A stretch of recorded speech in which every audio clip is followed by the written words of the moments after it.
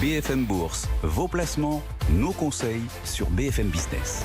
Et on est à l'affût de toutes les opportunités qui s'offrent à vous dans l'ensemble de l'univers de vos placements. Une solution de plus d'ailleurs pour placer votre argent, les fonds de promotion et de transformation immobilière. Ceux lancés avant la crise du Covid promettaient des taux de rendement de l'ordre de 7%, parfois plus. La promesse a-t-elle été tenue? Comment investir dans ces fonds de promotion et de transformation immobilière? Il vient nous répondre Stéphane Rudzinski. Bonjour. Bonjour Guillaume. Président de Retores Finance, les fonds de promotion immobilière dans lesquels les particuliers peuvent aussi investir. C'est quoi exactement ? Alors, ce sont des fonds de private equity immobilier, on pourrait les qualifier de la sorte. Ce sont des fonds qui vont investir dans des projets aux côtés de professionnels de l'immobilier, des promoteurs, des marchands de biens, ou dans des projets qui vont être gérés par les équipes de gestion des fonds. Donc ils vont intervenir sur différentes opérations. Ça peut être de la promotion pure, donc de la construction de logements, d'habitations, de bureaux. Ça peut être des opérations de découpe. Donc je vais acheter un immeuble de 5000 m², je vais découper ça en 5 plateaux et je vais vendre 1000 m² de plateaux. Ça peut être des opérations de transformation. Je vais acheter des bureaux et je vais les transformer en locaux d'habitation. C'est très à la mode. C'est très à la mode. On va en parler d'ailleurs, c'est très à la mode. Donc on n'est pas du tout dans le domaine de la SCPI ici. On n'est pas du tout dans les opérations de portage. L'idée c'est de faire des transactions rapides, de dégager une marge rapidement et de sortir.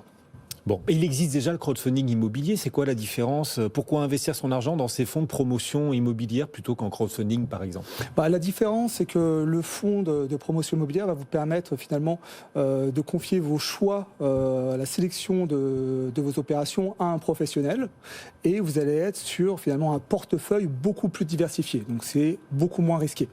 D'accord. Et l'objectif de rendement, parce que tous ceux qui nous écoutent, qui nous regardent, ils voient bien l'intérêt, d'abord l'attrait du marché de l'immobilier qui sort renforcé sans doute de cette crise, quoique ça dépend de quel immobilier on parle et on en rentrera dans le détail dans un instant. Mais ils se demandent aussi, ceux qui nous suivent, quel rendement tout ça apporte.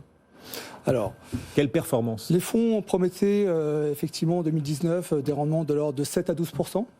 Là, les reportings 2020 sont sortis. On a eu pas mal de discussions avec les équipes de gestion. Les rendements sont tenus sur l'exercice 2020. Le Covid a un peu ralenti quand même, évidemment, les transactions, les passages en banque. Mais finalement, les équipes sont rattrapées avec des prix d'acquisition plus agressifs, parce qu'il y a eu tout de même des ventes paniques sur 2020. Donc, pour l'instant, tout est en ligne finalement avec les business plans qui étaient programmés. Sur 2021, les fonds sont plutôt optimistes et les performances sont plutôt prometteuses. Performance plutôt prometteuse. Alors c'est là qu'on va chercher le diable, s'il se cache le diable dans les détails, ou si vraiment on peut être confiant quand on affronte ou quand on a affaire à ce type de proposition d'investissement. L'immobilier de bureau d'abord, dans lequel on peut investir à travers ces fonds de promotion immobilière. L'immobilier de bureau, il va souffrir, il souffre déjà.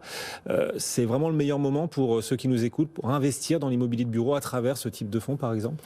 Alors l'immobilier de bureau a beaucoup souffert sur 2020. Je crois qu'en termes de transactions, les transactions sur l'immobilier tertiaire ont baissé de l'ordre de 30% à peu près. Sur la demande locative de bureaux, là, ça a été un vrai drame. Faut pas se le cacher. Il y a eu bien sûr un effet conjoncturel lié à la crise. Donc les sociétés ont essayé vraiment de faire des économies et on sait très bien que le poste bureau, c'est le deuxième poste le plus important derrière la masse salariale. Donc il y a eu des coupes sèches.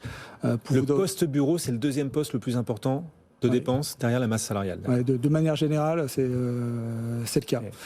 En termes de location, la demande placée a baissé de 45% sur 2020. Si vous cherchez des bureaux aujourd'hui sur Paris, vous allez bénéficier de franchises de 2 mois à peu près par année d'engagement, c'est-à-dire que si vous prenez un bail de 6 ans ferme, vous allez avoir une franchise, c'est-à-dire pas de loyer, pendant 9 à 12 mois. Si vous allez sur une zone comme la Défense, le taux de vacances, là, atteint 15%, c'est beaucoup. Et sur Paris, ça a été multiplié par 3, on est passé de 1,5 à 4,5%. Donc là, vous avez quand même beaucoup de mesures d'accompagnement qui font baisser le loyer économique des bureaux. Les loyers faciaux ne baissent pas, eux, mais les loyers économiques, si on prend toutes ces mesures d'accompagnement, ont quand même beaucoup baissé.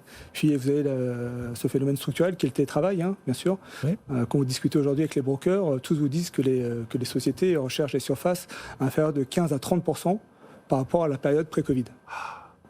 Donc le bureau, ça a beaucoup souffert. La bonne nouvelle... Ça va encore souffrir alors il est probable que ça souffre encore un petit peu. C'est peut-être le bon moment pour prendre des bureaux à location. C'est peut-être pas le bon moment pour investir effectivement dans les bureaux.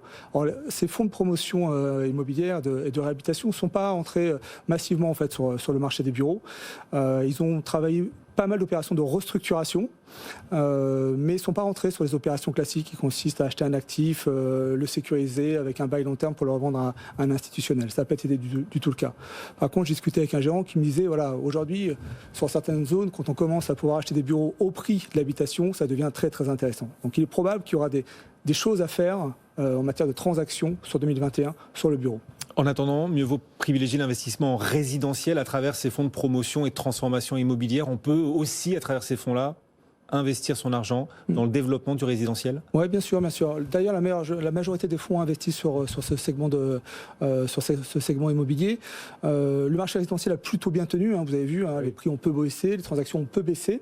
En revanche, ce qui caractérise vraiment le marché de l'immobilier résidentiel, c'est vraiment la baisse forte des permis de construire. En 2020, c'est encore moins 20% des permis de construire. Il y a un vrai déficit d'offres. Ce qui posera probablement problème dans le temps. Ah oui. Mais c'est finalement un scénario qui est relativement... favorable à l'investisseur, on va dire. Oui, favorable à l'investisseur, favorable au fonds, parce que les programmes sur lesquels ils sont engagés vont se vendre rapidement et vite face à la pénurie d'offres. Le deuxième argument qui milite en faveur des fonds de promotion immobilière dans le résidentiel, c'est le fait que beaucoup de promoteurs, face finalement à la pénurie de permis, s'orientent vers des opérations de restructuration. Ils achètent des bureaux pour les transformer en locaux d'habitation. Et ce type d'opération est plus gourmand en fonds propres. Donc du coup, ça fait le jeu des fonds qui justement apportent ces fonds propres. D'accord. Et donc, ça apporte plus de rentabilité au bout du bout. Quand on veut investir dans l'immobilier à travers ces fonds de promotion ou de transformation immobilière, c'est plutôt par la transformation des bureaux en logements qu'on va trouver le meilleur rendement devant le résidentiel et devant les bureaux. Est-ce qu'on peut établir comme ça une forme de hiérarchie des rendements à venir pour l'investisseur ? Alors, en termes de multiples, je vous parlais en termes de multiples, ce qu'il y a de plus rentable, c'est la promotion. D'accord ? On va être sur des multiples pour le fonds entre 1,7 et 2,5. Et ce qu'il y a de moins rentable, c'est les opérations de transformation où les multiples vont être entre 1,2 et 1,4 à peu près. D'accord. Voilà, on remet l'église au milieu du village, comme on dit. Autre question quand même, les développeurs immobiliers, ils n'ont pas de souci d'accès au crédit aujourd'hui. Est-ce qu'ils ont vraiment besoin de l'argent des épargnants et des particuliers qui nous écoutent pour financer leurs projets immobiliers ? Ils ont eu beaucoup moins d'activités, donc ils ont eu des scorings bancaires qui se sont un peu affaiblis. Et donc on constate qu'aujourd'hui, finalement, les professionnels de l'immobilier ont un accès au crédit un peu plus réduit. Donc là encore, ça va faire le jeu de ces fonds qui leur rapportent des fonds propres, soit par la dette, soit en prenant des participations directes. D'accord, mais si les particuliers viennent financer à la place des banques parce que les banques jugent les différents acteurs un peu plus risqués qu'avant, ça signifie qu'on transfère le risque sur les particuliers. Le risque de ce type d'investissement immobilier, on dit toujours valeur refuge, c'est pérenne, c'est stable dans la durée. Là, ça l'est peut-être un peu moins malgré tout. Le degré de risque, le niveau de risque pour ceux qui nous écoutent, il est de combien ?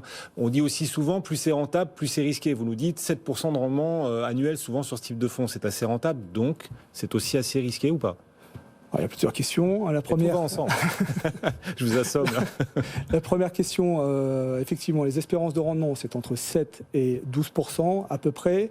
Oui. L'AMF classe ses fonds sur l'indicateur synthétique de risque au niveau maximal, au niveau 7. Est-ce que c'est plus risqué Est-ce que finalement le risque est déporté sur le particulier parce que les banques veulent moins financer J'ai envie de vous répondre non, parce que là, c'est avant tout un problème d'exigence de fonds propres réglementaires. C'est pour ça que les banques réduisent un peu la voilure sur ce type d'opération. Et je crois que j'ai répondu à toutes vos questions. Oui, à peu près. Ouais. Sauf les frais. Allez, je ne vous l'avais pas posé, mais on a encore 30 secondes. Sur les frais, quand on investit dans l'immobilier à travers ce type de fonds, est-ce que ça coûte cher en frais ? Alors, sur les fonds de private equity immobilier, vous allez avoir des frais de souscription de 0 à 5%, d'accord, à la main de la distribution. Donc la distribution, ça peut être une banque privée, un family office, un CGP. Vous allez avoir des frais de gestion à l'intérieur du fonds, qui vont être généralement de 2 à 3%, les frais courants en fait.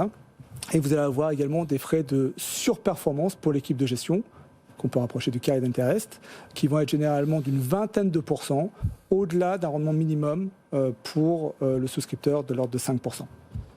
Merci beaucoup. C'est très complet. Voilà, un guide aussi pour ceux qui souhaitent investir dans l'immobilier d'une façon originale. Stéphane Rudzinski, président de Retores Finance, aujourd'hui avec nous, ces fonds de promotion et de transformation immobilière. Merci d'être passé nous voir. À bientôt. Merci Guillaume. Plateau de BFM, le CAC est en baisse toujours pour terminer la semaine. On sera dans un instant avec Étienne Braque, qu'on va rejoindre depuis la Tour Euronext. On sera également depuis New York en direct avec Grégory Volokin, alors que Wall Street vient de basculer dans le vert. À tout de suite sur BFM Business.